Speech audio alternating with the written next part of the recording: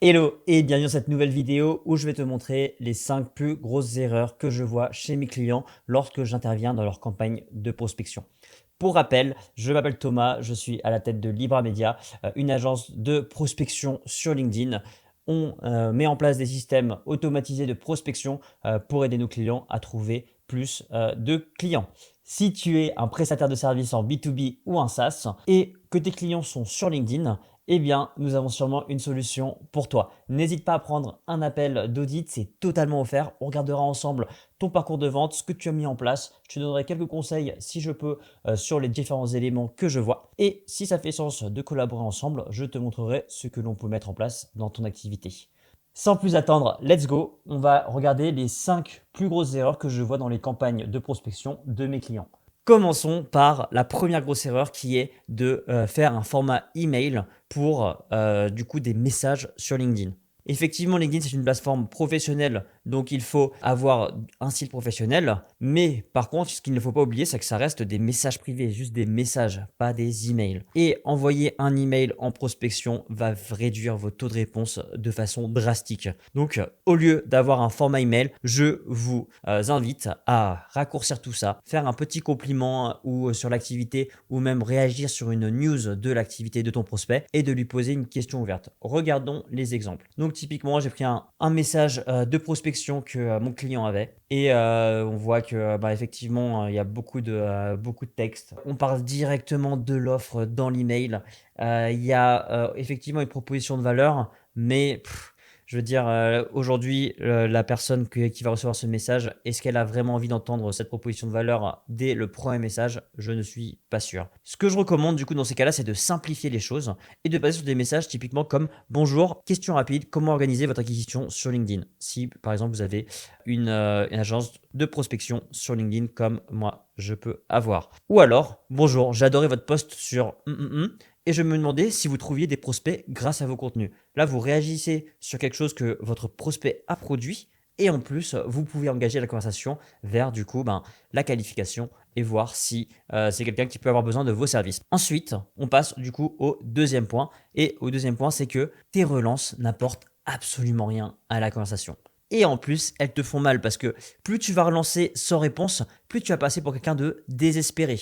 Donc, comment apporter une solution à ça? Il faut que tu apportes de la valeur lorsque tu fais tes relances. Donc, tu peux typiquement proposer du contenu. Si tu crées du contenu comme un article, une vidéo, tu peux proposer un conseil. Si tu as identifié que dans ta niche, tout le monde a le même problème, tu peux donner un conseil générique lors de tes relances. Ou alors une insight sur l'activité de ton prospect. Tu as identifié justement quelque chose de pertinent qui se répète à chaque fois dans l'activité de ton prospect, donne-lui cette petite insight, donne-lui cette petite nuggets pour qu'il ait envie de te répondre. Donc typiquement, les relances qui font désespérer sont « je me permets de vous relancer car je ne suis pas certain que vous ayez eu le temps de voir mon précédent message ». Oui, effectivement, ce genre de relance, t'as pas envie d'y répondre. Et surtout, tu passes pour quelqu'un qui est désespéré.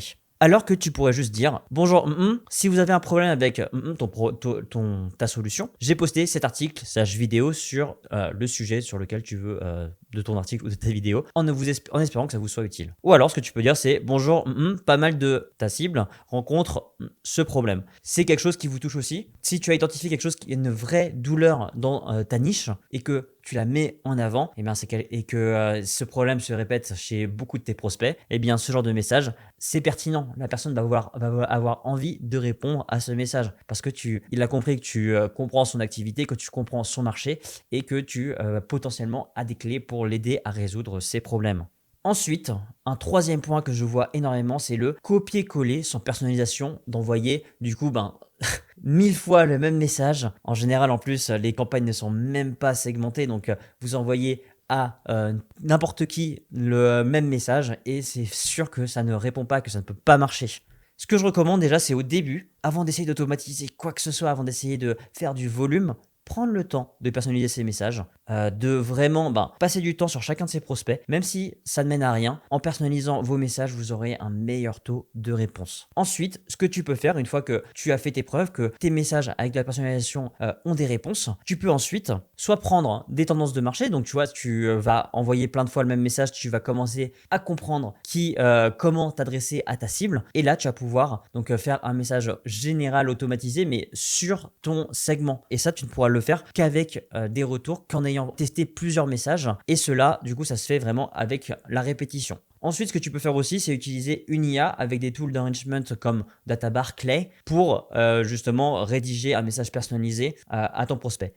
Attention à ça parce que déjà, ça coûte assez cher si tu dois le faire avec un gros volume. Et surtout, il faut vraiment bien le paramétrer pour choper des informations pertinentes et pas avoir juste quelques variables avec une IA comme ChatGPT qui va juste en fait faire le même message juste avec un wording différent. Ce que je te recommande si tu veux pousser cette option de l'IA, c'est de prendre un agent IA qui va aller scraper le site web de ton prospect, récupérer par exemple un testimonial, un avis client qui est sur le site de ton prospect et réagir par rapport à cet avis client. Et ça marche vraiment pas mal. Ensuite, une grosse, et je pense la plus grosse erreur, et là c'est au-delà du premier message, c'est dans la prospection en général, c'est que vous demandez en premier. Donc, bonjour, voici mon offre, est-ce qu'on peut se parler ? Mais la prospection, c'est pas ça. Rappelle-toi qu'une personne qui reçoit ton message, elle t'a rien demandé. Elle sait même pas qui t'es et elle a pas envie forcément d'engager la conversation avec toi. Donc du coup, ce que je recommande, c'est d'avant de demander quoi que ce soit à tes prospects, il faut donner. Et ça passe du coup par les relances, ça passe par apporter de la valeur, créer du contenu. Et il faut que tu le fasses. C'est un travail à faire en amont, mais qui est capital. Rappelle-toi que tes prospects, eh bien, ils ont leur business, ils ont leurs problématiques et si tu leur rajoutes encore plus de lourdeur dans leur activité via des messages qui sont pas ciblés, qui leur fait perdre du temps, eh bien tu vas vraiment avoir aucun résultat sur tes campagnes.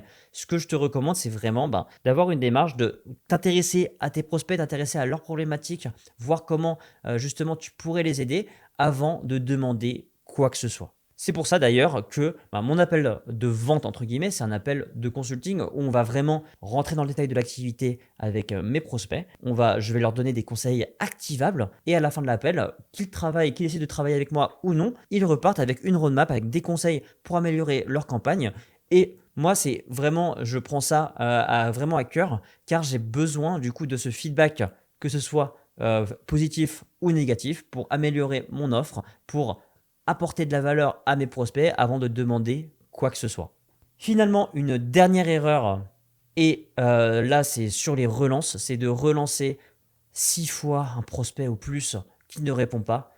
Je pense que 2-3 relances maximum, c'est du coup vraiment une bonne limite que vous pouvez vous fixer. Si vous faites une première approche de relance et que la personne ne vous a toujours pas répondu, je pense qu'il faut abandonner. Ou alors, ce que j'aime bien faire aussi, c'est si on veut faire plus de relances, c'est de les étaler dans le temps. Donc, on peut faire en 2 semaines un premier message de relance. Par exemple, message 1, ensuite relance 1 à J plus 9, J plus 5, pardon, et relance 2 à J plus 14, J plus 15. Et ensuite, on va laisser passer un mois ou même 45 jours pour du coup faire les relances. Peut-être que le moment auquel vous contactez vos prospects, c'est pas le bon moment pour eux, c'est pas du coup les problématiques actuellement pour leur activité, mais peut-être que dans 45 jours, 90 jours, votre solution pourrait être plus pertinente. Et là, c'est important du coup quand même de faire ce travail de relance. Mais s'il vous plaît, n'envoyez pas 6 messages en 2 semaines à des prospects qui ne vous répondent pas. C'est totalement contre-productif. Ça va niquer votre crédibilité. Et il ne faut pas oublier que la prospection, eh bien, il faut vraiment bien la maîtriser avant de le faire à échelle, parce que ça peut, entre guillemets, ruiner votre crédibilité si vous essayez du coup la prospection, mais sans ciblage, sans bon copywriting, sans vraiment de mécanisme. Eh bien, c'est quelque chose qui peut vraiment nuire à votre réputation. Et s'il vous plaît, n'hésitez pas à prendre un appel ou qu'on regarde vos campagnes ensemble. Je fais ça toute la journée. J'en ai vu des dizaines de campagnes. Donc, si c'est quelque chose qui vous intéresse, n'hésitez pas à booker un call de consulting. C'est totalement offert. On regardera en détail vos campagnes et toutes les personnes qui arrivent dans cet appel en ressortent toujours 100% satisfaits. Je n'ai jamais eu personne qui m'a dit que ça ne servait à rien. Voilà, ça finit cette vidéo. J'espère que vous en avez pris de la valeur. Si vous voulez aller plus loin, n'hésitez pas à me dire en commentaire des sujets sur la prospection que je voulais que j'aborde dans mes prochaines vidéos. C'était Thomas. J'espère que vous scalez bien votre activité. Et sur ce, je vous dis à la prochaine.